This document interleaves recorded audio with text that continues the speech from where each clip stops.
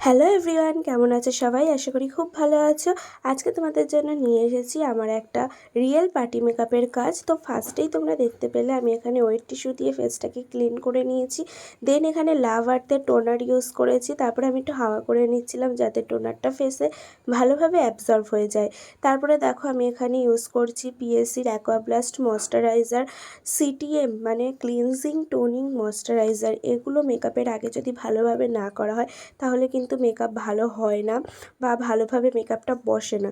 তো দেখতে পেলে আমি সিটিএম ভালোভাবে করে নিয়েছিলাম। তারপরে এখানে শিলসের আমি একটা সিরাম ইউজ করছি, 2-3 ফোঁটা সিরাম ইজ এনাফ। দেন দেখো আমি এখানে সিরামটা ভালোভাবে অ্যাপ্লাই করে নিচ্ছি ফেসে। তারপর কালার বারের আমি প্রাইমার ইউজ করছি। যে জায়গাগুলো মেকআপ উঠে যাওয়ার ভয় মানে আপার লিপ, লোয়ার লিপ, এই সব জায়গাগুলোতে ভালোভাবে প্রাইমার করে নেবে। দেন এখানে আমি একটু গ্লোয়ের জন্য স্ট্রোব ক্রিম ইউজ করছি, পিএসসি স্ট্রোব ক্রিম। তারপরে দেখো আমি এখানে ফরএভার 52 কালার কারেক্টার দিয়ে ক্লায়েন্টের চোখের নিচে যে ডার্ক স্পট ছিল সেটাকে হাইড করার জন্য আমি কালার কারেক্টিং করে নিয়েছি।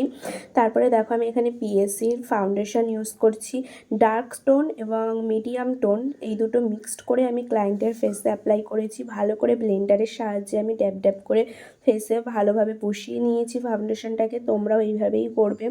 আর তোমরা কীরকম ভিডিও দেখতে চাও সেটা আমাকে অবশ্যই কমেন্টের সাহায্যে জানিও, তাহলে আমি সেরকম ভিডিও দেওয়ার চেষ্টা করব।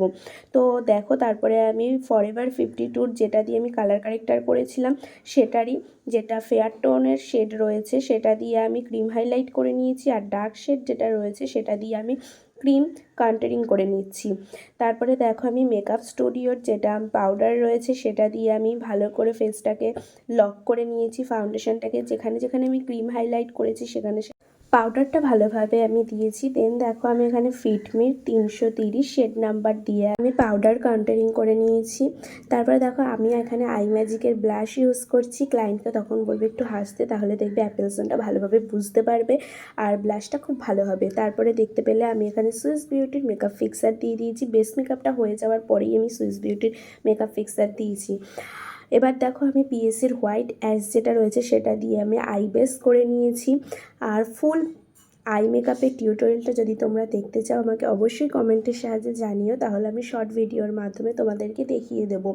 পুরো আই মেকআপের টিউটোরিয়ালটা আমি এখানে লং ভিডিওতে তুলতে পারিনি বা দিতে পারছি না, তোমরা জানিও যদি তোমরা দেখতে চাও। আমি শর্ট ভিডিওতে অবশ্যই দেবো। আমি বিউটি ক্লাসেটের আইশ্যাডো প্লেট দিয়ে আমি এখানে আই মেকআপটা করে নিয়েছিলাম। তো দেখো আমি কিভাবে আই মেকআপটা করছি।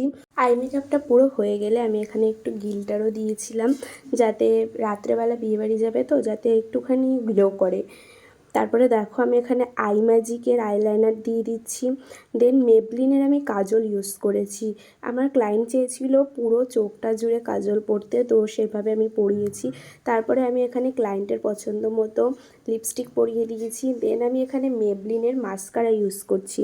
মাস্কারাটা ভালোভাবে দিয়ে দেওয়ার পরে আমি এখানে হোজোর হাইলাইট দিচ্ছি। তো হাইলাইটটা দিলে কিন্তু মেকআপটা ভালো গ্লো করে। তো দেখো পুরো মেকআপটা হয়ে যাওয়ার পর আমি আরও একবার মেকআপ ফিক্সার ইউজ করেছি। তো ফাইনাল লুক তোমরা দেখতে পাচ্ছ, কেমন লাগলো অবশ্যই জানিও। আর ভালো লাগলে সাবস্ক্রাইব করে দিও আর বেল আইকনটা প্রেস করে দিও যাতে সবার আগে নোটিফিকেশনটা তোমার কাছেই যায়।